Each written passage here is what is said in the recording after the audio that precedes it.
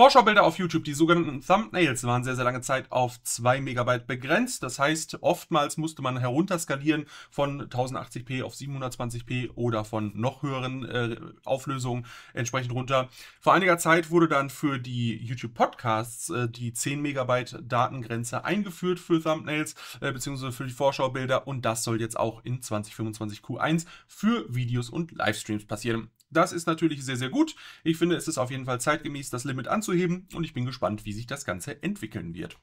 Dann Superchat Goals. Wir haben oft über dieses Feature dieses Jahr gesprochen. Ne? Es waren einige Besonderheiten, die noch zu klären waren, aber zum Glück hat YouTube da ausnahmsweise mal auf uns gehört und Moderatoren entsprechende Rechte gegeben, dass sie auch erstellen dürfen, bearbeiten dürfen und entsprechend natürlich auch stoppen dürfen.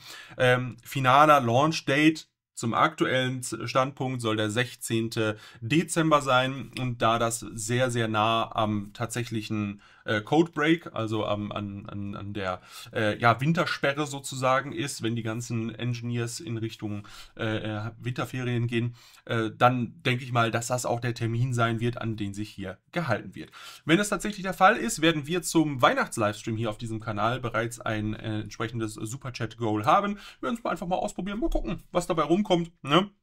Und dann schauen wir einfach mal, was hier so Phase ist. Bleiben wir beim Thema Livestreaming, denn wir hatten vor einiger Zeit bereits angekündigt, die Side-by-Side-Ads. Das heißt, hier läuft der Livestream und hier läuft eine Ad. Oder andersrum. Gar kein Thema, ist auf jeden Fall eine bessere Nutzererfahrung, meiner Meinung nach, wenn man nebenbei den Stream noch schauen kann, während aber trotzdem eine Werbung läuft. Ob jetzt bei dieser Werbung auch Ton dabei ist oder nicht, haben wir leider noch nicht herausfinden können. Auch gibt es noch keine Spezifikationen auf der Advertiser-Seite. Das ist ja manchmal auch ganz hilfreich, wenn man schaut, was kann man denn eigentlich dann in so einen Livestream reinschicken für eine Werbung. Ob das dann auch ist, dass ich zum Beispiel einen 2-stündigen Stream als Werbung neben einem Livestream laufen lassen kann. Ergibt eigentlich keinen Sinn, aber naja, wir gucken einfach mal, in welche Richtung das Ganze geht. Mehr Informationen natürlich hier auf diesem Kanal, wenn es soweit ist. Achso, mehr Informationen habe ich ja auch noch. Habe ich fast überlesen hier. Also, Anfang Januar werden wir die erste Welle sehen für die Web-Anbindung. Das heißt, wenn ihr YouTube in einem Browser am PC schaut.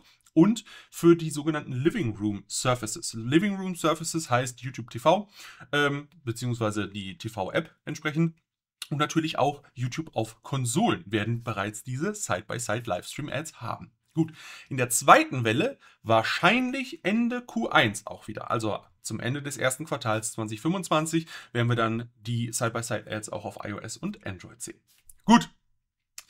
Dann unser allseits geliebtes und gehasstes Sorgenkind Multilanguage Audio. Wir haben ja jetzt den 1% Launch miterlebt, wir haben den 10% Launch miterlebt und wir fahren mit voller Geschwindigkeit auf eine Klippe zu und werden uns im freien Fall befinden, denn es hat sich nichts getan. Die Übersetzungsqualität ist nach wie vor katastrophal. Ich gehe auch davon aus, dass sich das nicht ändern wird. Das heißt, wir haben in der Zwischenzeit schon mal geschaut, welche Drittanbieter-Tools können wir vielleicht nutzen, um uns ordentliche, gedubbte Voice-Cloning-Alternativen zu der YouTube-Autodubbing-Geschichte zu schauen. Und das wird auf jeden Fall eine spaßige Geschichte. 11. Dezember ist der Stichtag. Bitte, bitte, bitte denkt daran, das ist automatisch angestellt. Das heißt, es ist ein sogenannter Auto-Opt-in.